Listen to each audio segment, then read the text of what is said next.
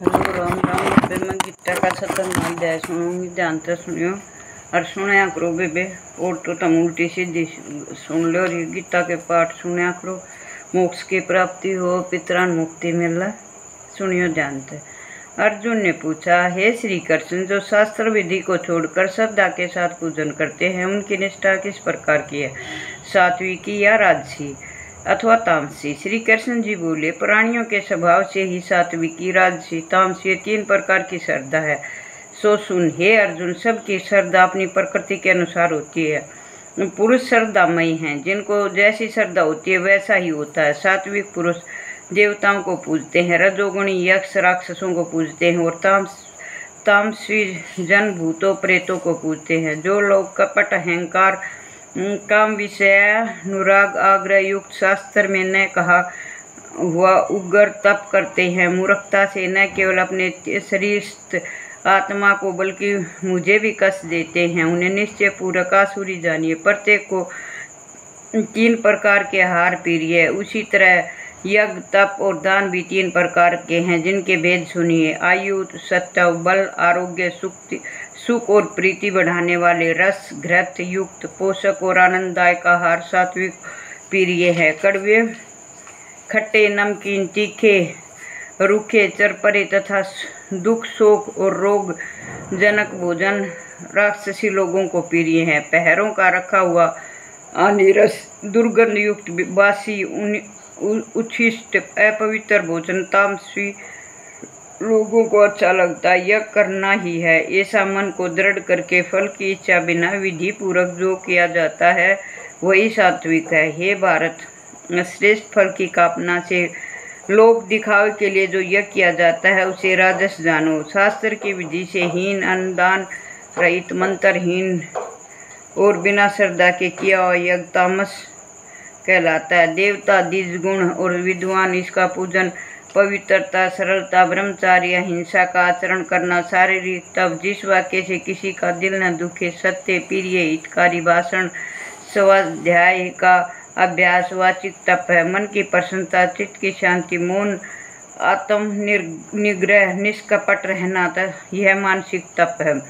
यह तीनों प्रकार का तप यदि श्रद्धा से फल की इच्छा त्याग कर और योग युक्त होकर किया जाए तो सात्विक तप कहलाता है, जो अपना आदर और बढ़ाई करने के लिए दम पूर्वक किया जाता है।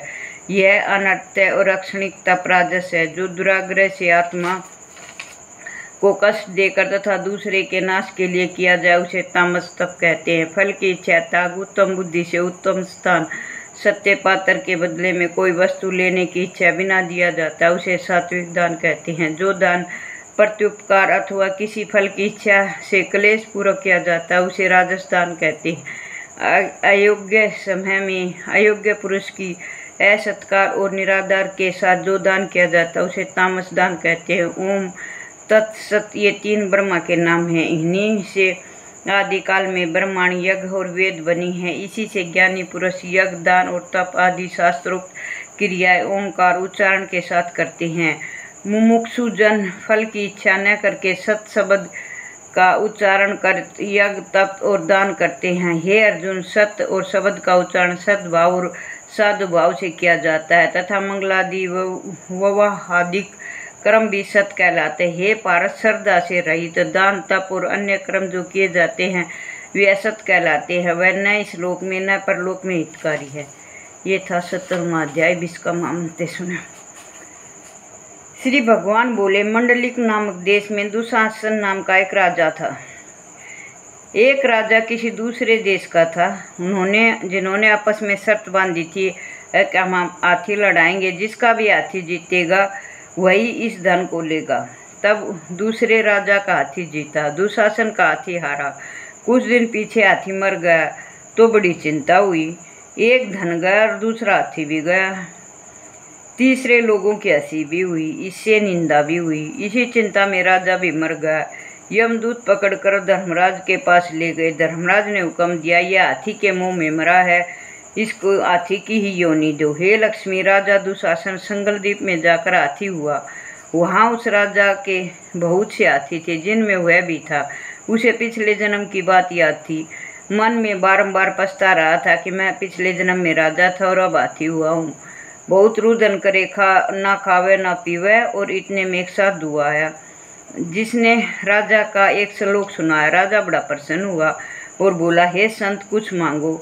तो उसने कहा, मेरे पास सब कुछ है, एक हाथी नहीं है। राजा ने सुनकर वही हाथी दे दिया। ब्राह्मण अपने घर ले गया और उसको दाना चरावा और कुछ खवावा पियावा, कुछ नहीं खावा ना पानी पीवा, और रुदन कर मन में सोचा, कोई ऐसा हो जो मुझे इस योनि से छुटावे। उस साधु ने महावत को बुला और पूछा, इस हाथी को क्या हुआ है, क्या दुख है इसको? खाता पीता कुछ है नहीं। महावत ने देखकर कहा, इसको कुछ रोग नहीं है। तब साधु ने राजा से कहा, हाथी खाता पीता कुछ नहीं है, खड़ा रुदन कर रहा। यह सुनकर राजा स्वयं देखने को आया। राजा ने बड़े बड़े वैद्य बुलाए और महावत बुलाए, सबको हाथी दिखलाया। उन्होंने देखकर कहा, राजा जी, इसको कोई मानसिक दुख है, देखकर दुखी नहीं, देह में इसका कोई दुख नहीं है। तब राजा ने कहा, हाथी तू ही बोल, तुझे क्या दुख है? परमेश्वर की शक्ति से मनुष्यों की भाषा में हाथी ने कहा, हे राजन, तू बड़ा धर्मज्ञ है, वह ब्राह्मण भी बड़ा बुद्धिमान है, इसके घर का अन्न जो खावे बड़ा धर्मज्ञ हो, मुझको क्यों मिले? तब साधु ने कहा, हे राजा, अपना हाथी फेर ले, उल्टा ले ले। राजा ने कहा, दान दिया हुआ नहीं उल्टा नहीं होता, यह हाथी मरे या जीवे। तब हाथी ने कहा, हे संत जी, तू मत सोच में पड़, और तेरे घर में कोई गीता की पोथी हो तो मुझे 17वां अध्याय का पाठ सुना।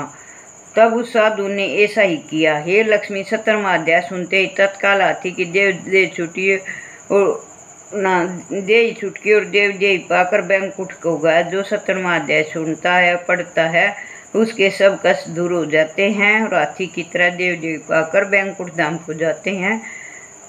ओम भगवते वासुदेवाय नमः। ओम भगवते वासुदेवाय नमः। पसंद आए तो लाइक, सब्सक्राइब और शेयर करिए।